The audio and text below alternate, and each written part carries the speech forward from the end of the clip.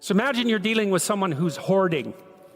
Now, people who are hoarding are often older or neurologically damaged, or they have obsessive compulsive disorder. But then you walk into their house and there's like 10,000 things in their house. There's maybe 100 boxes, and you open up a box, and in the box there's some pens and some old passports and some checks and their collection of silver dollars and some hypodermic needles and some dust and, you know, a dead mouse. And there's boxes and boxes and boxes like that in the house. It's absolute chaos in there. Absolute chaos, not order, chaos. And then you think, is that their house or is that their being? Is that their mind? And the answer is, there's no difference. There's no difference. So, you know, I could say, well, if you want to organize your psyche, you could start by organizing your room. If that would be easier, because maybe you're a more concrete person and you need something concrete to do. So you go clean up under your bed and you make your bed and you organize the papers on your desk, and you think, well, just exactly what are you organizing? Are you organizing the objective world, or are you organizing your field of being, like your field of total experience? And Jung believed that, and I think there's a Buddhist doctrine that's sort of nested in there, that at the highest level of psychological integration, there's no difference between you and what you experience. Now you think, well, I can't control everything I experience, but that's no objection, because you can't control yourself anyway. So the mere fact that you can't extend control over everything you experience is no argument against the idea that you should still treat that as an extension of yourself. Well, let's say you have a long-standing feud with your brother. Well, is that a psychological problem? Is that him? Is it a problem in the objective world, or is it a problem in your field of being? And it's very useful to think that way, because you might ask, what could you do to improve yourself? Well, let's step one step backwards. The first question might be, why should you even bother improving yourself? And I think the answer to that is something like, so you don't suffer any more stupidly than you have to. And maybe so others don't have to either. It's something like that. You know, like there's a real injunction at the bottom of it. It's not some casual self-help doctrine. It's that if you don't organize yourself properly, you'll pay for it, and in a big way, and so will the people around you.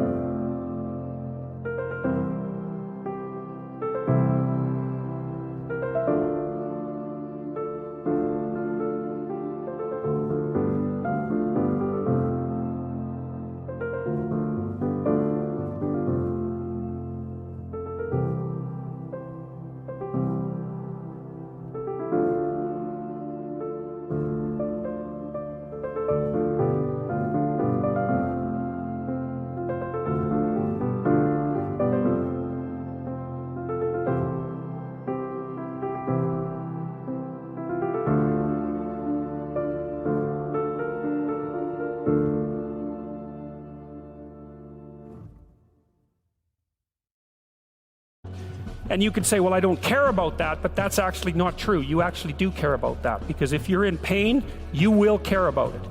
And so you do care about it, even if it's just that negative way. It's very rare that you can find someone who's in excruciating pain who would ever say, well, it would be no better if I was out of this. Sort of pain is one of those things that brings the idea that it would be better if it didn't exist along with it. It's incontrovertible. So you get your act together so that there isn't any more stupid pain around you than necessary. Well, so then the question might be, well, how would you go about getting your act together? And the answer to that, and this is a phenomenological idea too, it's something like, look around for something that bothers you and see if you can fix it. You can do this in a room. It's quite fun to do it just when you're sitting in a room, like a room, maybe your bedroom. You can sit there and just sort of meditate on it and think, okay, if I wanted to spend 10 minutes making this room better, what would I have to do? And you have to ask yourself that, right? It's not a command, it's like a genuine question. And things will pop out in the room that you like, there's a stack of papers over there that's kind of bugging you, and you know that maybe little order there would be a good thing, and there's some rubbish behind your computer monitor that you haven't attended to for like 6 months, and the room would be slightly better if it was a little less dusty and the cables weren't all tangled up the same way. And if you allow yourself just to consider the expanse in which you exist at that moment, there'll be all sorts of things that'll pop out in it that you could just fix. And I might say, well, if you were coming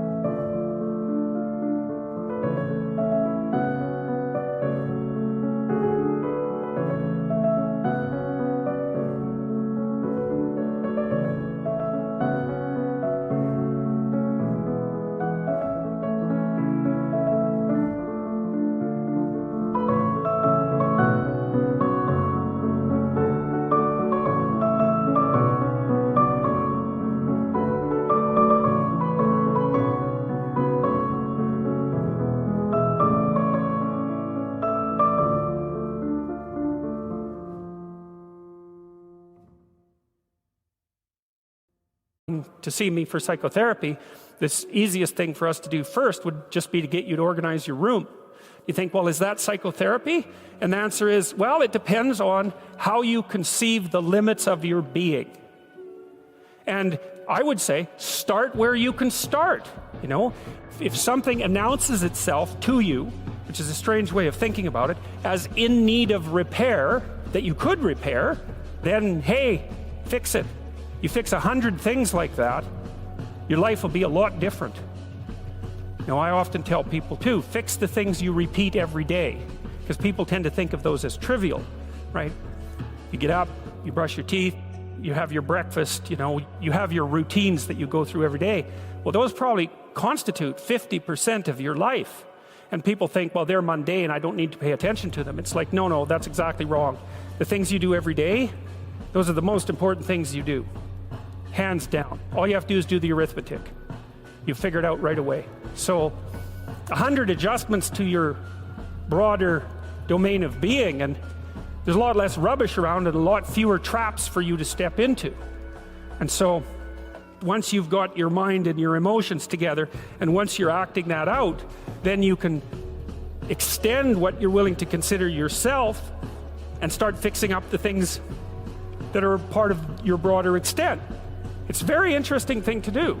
I like the idea of the room, because you can do that at the drop of a hat. You know, you go back to where you live and sit down and think, okay, I'm going to make this place better.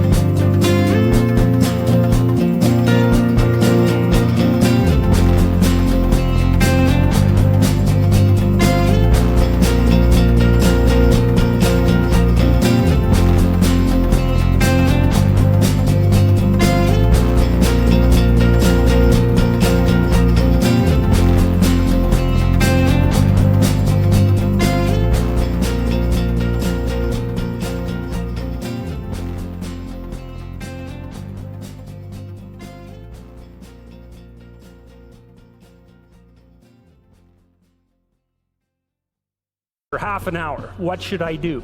And you have to ask.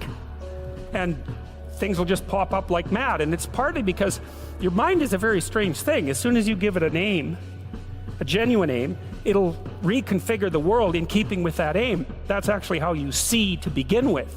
And so if you set it a task, especially, you have to be genuine about it, which is why you have to bring your thoughts and emotions together, and then you have to get them in your body so you're acting consistently. You have to be genuine about the aim. But once you aim, the world will reconfigure itself around that aim, which is very strange. And it's technically true.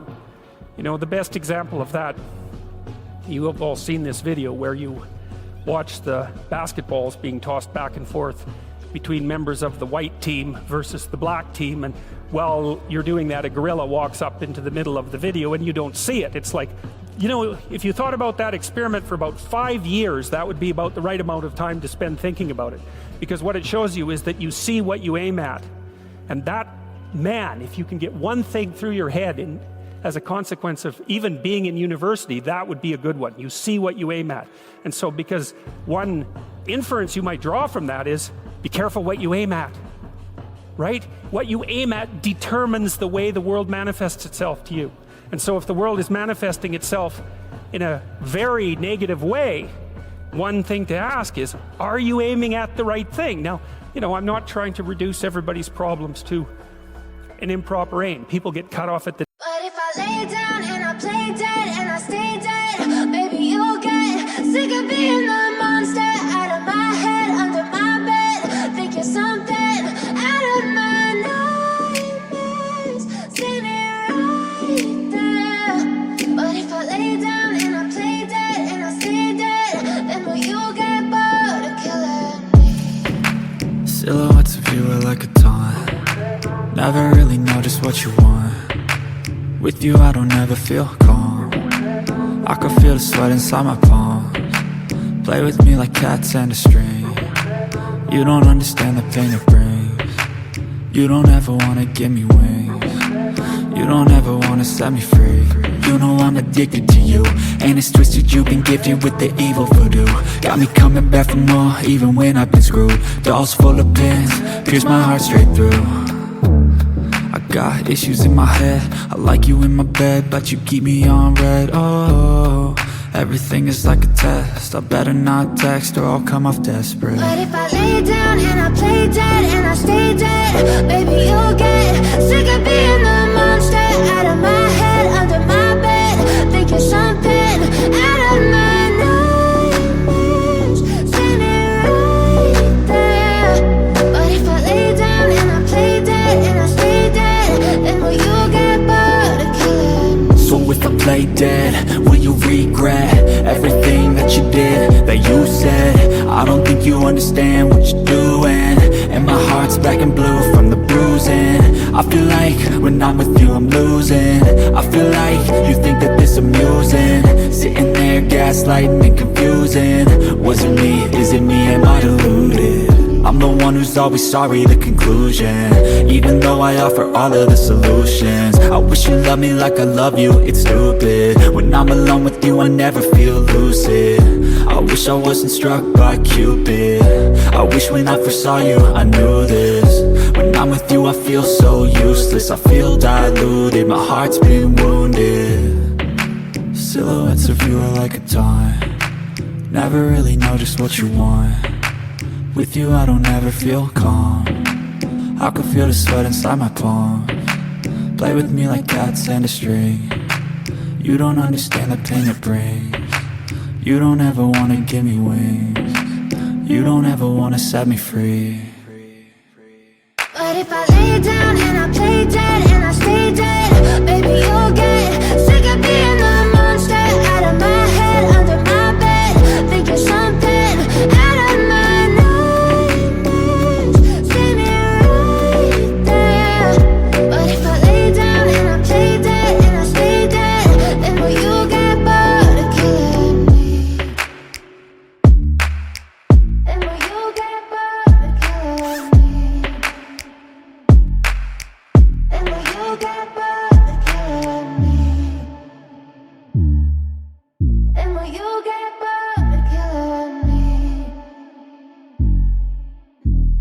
you'll get bored of killing me. These for all sorts of reasons, you know, they get sick, they have accidents. There's a random element to being, that's for sure. And so you don't want to take anything, even that particular phrase, too far. You want to bind it with the fact that random things do happen to people, but it's still a great thing to ask.